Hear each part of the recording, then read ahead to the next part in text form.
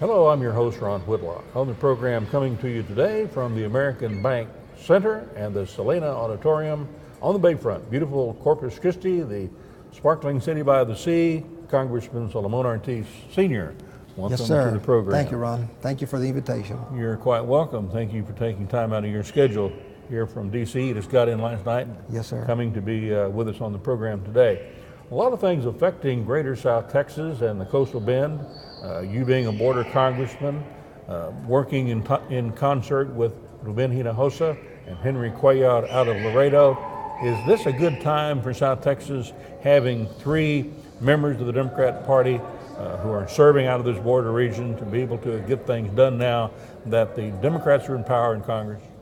I think so. One of the things that is holding us back, though, is that we continue to spin our wheels even though we took over the Congress. The reason being that we're still not a veto-proof Congress because we don't have the numbers to override the presidential veto. Wow. On the other hand, the Senate needs 60 votes. We don't have the 60 votes on the Senate side to open up and avoid cloture, and have cloture and start debate. So when you don't have the 60 vote on the Senate side and you don't have the right combination of numbers on the House side, we're just spinning our wheels because anytime the president wants to veto a bill, he can veto it, and we cannot override the president's veto. That's the problem we're encountering today. We're going to be talking on this program about the insecurity of water and air, both along the Rio Grande River and the Nueces River. We're going to be talking about Veterans Health Care, Veterans Summit here in Corpus Christi, and also the fact that the VA has come to the Rio Grande Valley to the RAC at Harlingen and indicated that there's going to be a new day that the VA is going to be giving more attention to veterans' needs here in South Texas, so they won't have to drive all the way to Audie Murphy. And that particular thing and topic in mind, let's talk about that a little bit. Coming to the RAC was some head officials from the VA in Washington, D.C., along with Senator Kay Bailey Hutchison. And here's some clips from that particular meeting and what they told us about trying to focus now on the veterans' needs of South Texas. This presentation that we are going to have of the study and the veterans' response to the study on healthcare needs in South Texas. The VA was asked to perform a study to examine the need for a hospital in South Texas. Veteran stakeholder input was very important in shaping the options which we considered. For veterans living in Corpus Christi, it is a 2 to 2.5 hour drive to San Antonio, and as we know only too well, the traveling to San Antonio from here is a 5-hour one-way, 10-hour round trip, a significant travel burden. We looked at what veterans were traveling to San Antonio for, and it turned out that almost 98% of the trips were for outpatient care. Care that, for that 20-minute visit, for that 15-minute visit, for exams and checkups and lab work and tests. The inpatient overnight hospitalization for 3, 4, 5, 6 days accounted for about 2% of the trips. And in the lower Rio Grande Valley, it is projected that there will be need for about 15 inpatient beds in the year 2015. So you're talking about, frankly, thousands of what we call bed days of care, where somebody's occupying that bed for a day, thousands of bed days of care, over 10,000, really, close to 20. But when you divide the bed days of care by the number of days in a year, and you come up with the number of beds you need. Okay, it's just about 15 beds. Okay. As a result, our recommendation really is to construct a health care center that will be devoted to the outpatient specialty care of veterans, including beds for one-day surgery and outpatient surgery and that type of care. If we just built a small hospital without that, veterans would not be well served because in very small hospitals, less than, of this size, 15, 20 beds, there are real concerns about the quality of care that would be rendered, and we'd really be concerned that veterans would get substandard care in an environment like that. Again, our recommendation is to build a 158,000 square foot South Texas V.A. healthcare system. This expansion would occur in 3 phases between December of '07 and be completed in 2010. Talking to my friends, the veterans, they've been using the word hospital, but this, a center, could be the same thing as a hospital, correct? It's going to be a large facility Right. dedicated to the full spectrum of services, specialty services that veterans need. The reason we think the word hospital is misleading is because a 30-bed inpatient hospital is so small that they could not, veterans have a wide range of inpatient needs when they get hospitalized. It could not provide them with the services they need. They'd have to then either go make another trip to San Antonio because they wouldn't have the specialized inpatient care in a small hospital, or they'd have to get contracted in the communities. I don't think that you interviewed or met with enough veterans to have arrived at the conclusions that you have here. And I, for one, will go on record as saying that we want a Veterans Administration hospital here, / center, if you will. To me, the study is invalid or void.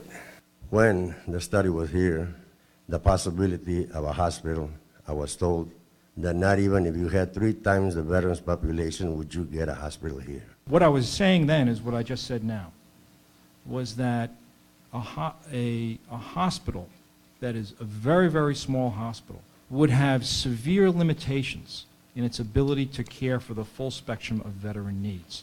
So, Congressman, the Veterans Administration, Senator Kay Bailey Hutchison, and others came to the region to explain how they were really going to be focusing more on trying to keep all these veterans from having to drive all the way to Audie Murphy, or in some cases appointments that had been canceled, or for just one appointment, or then having to stay over, and the whole family having to stay there many days at a time. Is that partially the answer until somewhere down the road there's going to be money to hopefully build a VA hospital, and understand that's kind of what you want to accomplish? But these contracts with world-class hospitals, is that going to be a good solution temporarily? Well, we hope so. You know, the veterans want something that they know belongs to them. The veterans, whether it's World War II, Korean, Vietnam, Bosnia, or now, have been giving installments for years and years and years. Installments in their own lives. They lost limbs. They have been burned. And I'm talking about veterans in South Texas. So they want something that belongs to them, to where, if they're hospitalized, Bricks and mortar, that's what right. What they want. A hospital, bricks and mortar, to the point that they want their families to be close to them. They're fighting a war thousands of miles away, wounded, bleeding. Their family is not close by. When they come home to recuperate, at least they want to be close to their families. And I think that they've earned that, and we're not giving that to them. The installments have been made, but we have not paid that promise. Our promise to the veteran was that if you join, we will take care of you, your family, we'll give you medical, mental health care, we'll have their children be attended to. Well, that hasn't happened. And until we have a hospital, and the thing that I worry about, if we start being content because we got $10 million or $5 million here, then members of Congress lose focus of what we really want. And this is the problem. My bill says we build a new hospital. And that was co-signed by the delegation from South Texas, Ruben Hinojosa, Cuellar, and a lot of other members signed into my bill. Our 2 senators, Hutchison and Cornyn, signed to that bill. Now they said, well, maybe we can take care by putting $5–10 million. That is not going to take care of the needs of you, the veterans, your families in South Texas. I can tell you that right now. Where would the actual building be built under your bill, or is that left open to the decision of the VA? The VA will make a decision as what site they feel would be better. Of course, they came up with a study that says you don't have enough numbers for us to build. Well, the study specified at this point in time, based on the numbers of veterans who are enrolled, that the region and area would qualify for a 15-bed hospital, which is not very large. Well, the thing is that a lot of members who serve in the military, they don't even go to the local clinics. because they don't get the care that they're looking for. What they do is that they go to Audie Murphy. Now, Audie Murphy's having problems taking all these veterans. They are. In fact, I had to call Audie Murphy and the VA staff several times because veterans go down there, they don't have a place to stay overnight. And this is what we're working on, you know. I think that when you look at Corpus Christi and you look at the Valley, we're talking about 50,000 to 60,000 or more VAs. I think it's up into the hundreds of people who serve. When you count the Second World War, Korea, Vietnam, we're talking about a lot Iraq and Afghanistan now. Yes, and they're coming back maimed. We're beginning to see injuries that we have never seen before. Psychological injuries. Exactly. They have limbs, stress that they dismemberment. go through in their lives. You know, they go through divorce. They have a lot of problems that they go through. High suicide rate. Exactly, and a high divorce rate.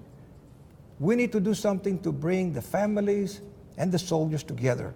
And the only way we're going to do that is by building something that belongs to them. Now, they changed the story. Now they said, you don't have enough. I think we do. The thing is that we have a bill. And if we pass the bill on the House side, you know, we're going to see what happens on the Senate side and see if it passes on the Senate side.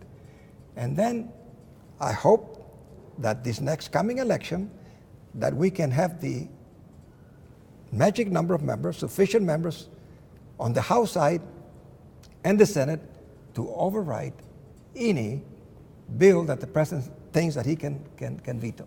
Let's go back, Congressman, to what you just said. You said that Senator K. Bailey Hutchinson and Senator Cornyn both have signed on to your bill to actually build a hospital in South Texas.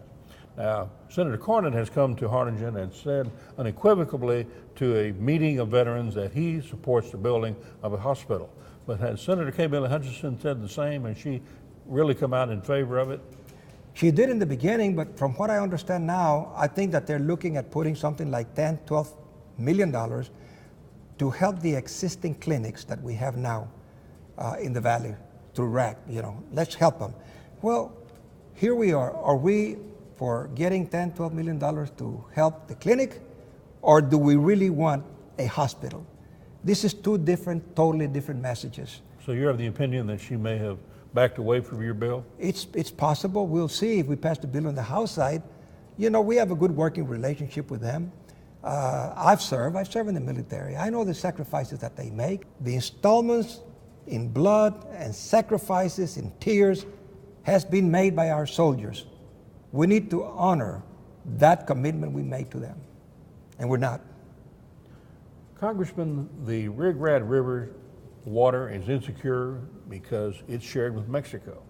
The Nueces River may be insecure because it goes through ranch land, a lot of wildlife, also bathed in the Nueces River.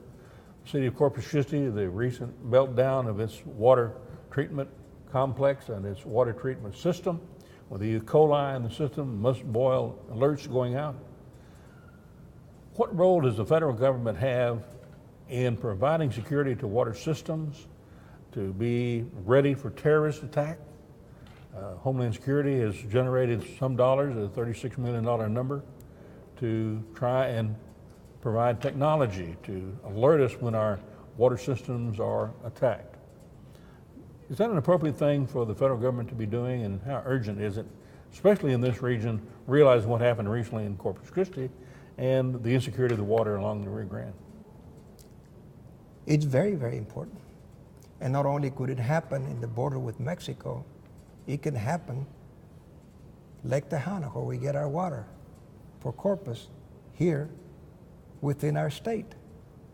Anytime you have an open body of water, a lake or a river, it would be so easy for somebody to go and poison that water. And we're not putting sufficient money. So you would be in support of Brownsville, the southern end of your district, or Corpus to the northern end, in seeking these federal funds Oh, to no get question. technology We for need water to do that monitoring. and to be able to test the water. Yes, sir. The Senate has voted to ban Mexican trucks from coming into the United States. They ban it by eliminating the funding for the program nationally. They're trying to keep these Mexican trucks from coming into the United States under NAFTA. Yet Senator John Cornyn has submitted a bill and an amendment in the Senate to keep from blocking this effort on the part primarily of the Democrat Party from having these Mexican trucks have access to U.S. highways. Are you voting with your party in this regard, who seems to be trying to keep these trucks from coming in? Predominantly based on the report by Suzanne Gamboa of the AP and a desire by the Democrat Party to try to prepare for the presidential election and siding with the unions. Are you in support of your party, or are you in favor of these trucks coming into the United States? This is a treaty. We could not go around picking treaties that we like.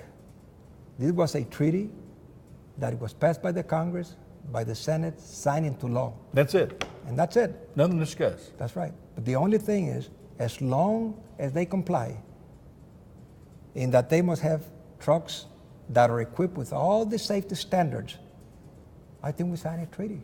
How in the world are we going to gain the respect of the rest of the world? When we sign treaties and don't abide by Don't them. respect them. That's right. So, what's your opinion about your own party and your own Democrat senators who are trying to I have been one of very few Democrats who support NAFTA? NAFTA. I think it was 15 or 16 Democrats. But we have to be But realistic. President Clinton got NAFTA approved where President Bush was unable to do so. That's right. That's right. We need to understand that with the new technology, Ron, the world is getting smaller and smaller and smaller. And what we're going to have to do is to be able to learn how to be competitive. Whether it's trucks, whether it's fishing, whatever it is, we need to learn to be competitive so that we can stay afloat and be successful, to give our children what they want, to provide good schools. But we need to be honest with ourselves as well. And let's be tolerant of some of the other people that we work with. And this is something that I see lacking. We being South Texas, this region has a triumvirate in Congress. In that, Border Congressman Congressman Ortiz Sr., Border Congressman Ruben Hinojosa, Border Congressman Henry Cuellar, Democrats, all the same party. Does this region have a window of opportunity to accomplish great things for this border region from Corpus Christi to Laredo to Brownsville? I think so. And I think that we're going to see better things next election. We're going to be able to say that whoever is president, whether it's a Democrat or a Republican, that we can say we can override a veto, or that we can have sufficient numbers in the Senate side, 60 votes, to do justice, to the American people by doing what they want us to do. What do you think the number one priority ought to be for Congressman Ortiz, Hinojosa, and Cuellar working together for the region, not necessarily just for the individual district of these three congressmen? Well, at the time, that Coming up. yeah, we hope we can end this war. I've been to too many funerals, too many young men and women killed. I've seen so many kids cry their hearts out, fathers. And if we could just do that, and I think that the American people in this last election sent us a message, do something, but let's do something responsible. We don't want to do an immediate withdrawal and in the process kill some of the soldiers. Another problem that we have is with Turkey. There's the Armenian situation, To be able to withdraw, we need harbor pass to be open for us by the Turkish, Erslick Air Force Base. And this is one of the reasons I'm going back to Europe to discuss some of these issues. But if we could just stop the killing that is going on in a very constructive way, I think this is what, at least for now. And of course, we're concerned with jobs, a veterans hospital, but let's stop the war if we could today. Now, Congressman, we asked Secretary Chertoff on the banks of the Rio Grande at Laredo, with the stalled cars behind him on the Laredo Friendship Bridge coming from Nuevo Laredo into Laredo, about why he is not doing anything to secure water and air. So the Secretary is slowing down commerce with U.S. visit and other things, slowing down commerce at our bridges along the border region. He has not done anything thus far to secure the water plants along the Rio Grande from Brownsville to El Paso with monitoring equipment. Yet he is building a border wall which would separate UTV-TSA in your district and put it on the Mexican side of this proposed border wall. And it's more than proposed because it is being built right now, as we understand. what's the disconnect between the reality in Brownsville and on the border and Washington, D.C. and the Department of Homeland Security? I think that this administration has become obsessed with power, that they can do anything that they want to. At one time, they had the numbers, they had the Senate, they had the House, they had the administration, they had the Attorney General, they had everybody, that they lost sight that they could do everything they want to do. What they have not done is to stay in touch with the people. That's an affront to build a wall. I remember years back on the House of the United States Congress, in the chambers, when President Reagan came down and spoke to us, and he said, President Gorbachev, tear that wall down. And that wall was thousands of miles away. We have a fence, you know, right between two neighbors. I am for controlling our borders. This is not the way to control our borders. We need to give the Border Patrol better equipment and better technology. A fence? Can a fence talk back to you? No. You need the human personnel to man the border. We need to better our relationship with Mexico. I've talked to some Mexican officials and said, you know, there's a lot that we can do by working together, but you are insulting us. How can we go to our people and say we need to work with with Americans, we Mexicans? They tell us, hey, look what they're trying to do. They're putting a wall between us. This is not going to work. So it's the message really more than the physical structure. Yes, sir. It's a bad, bad message. And the message is what? The We message- don't like Mexicans. We don't want to do business with Mexico. We don't want them coming to our country. Is that what it says? That's what I read, and that's what the people from Mexico read. And that's not actually what we need to do. Yes, we need to control our borders by giving them adequate personnel, give them adequate technology, and we have the technology, and they can become our ears and eyes as well. If we gain that trust, if we gain that confidence, I don't think we've done well. Congressman Ortiz, who represents the congressional district along the coast, from Corpus Christi here at the northern end to Brownsville at the southern end on the banks of the Rio Grande. Thank you for joining us on the program. Till next time, adios.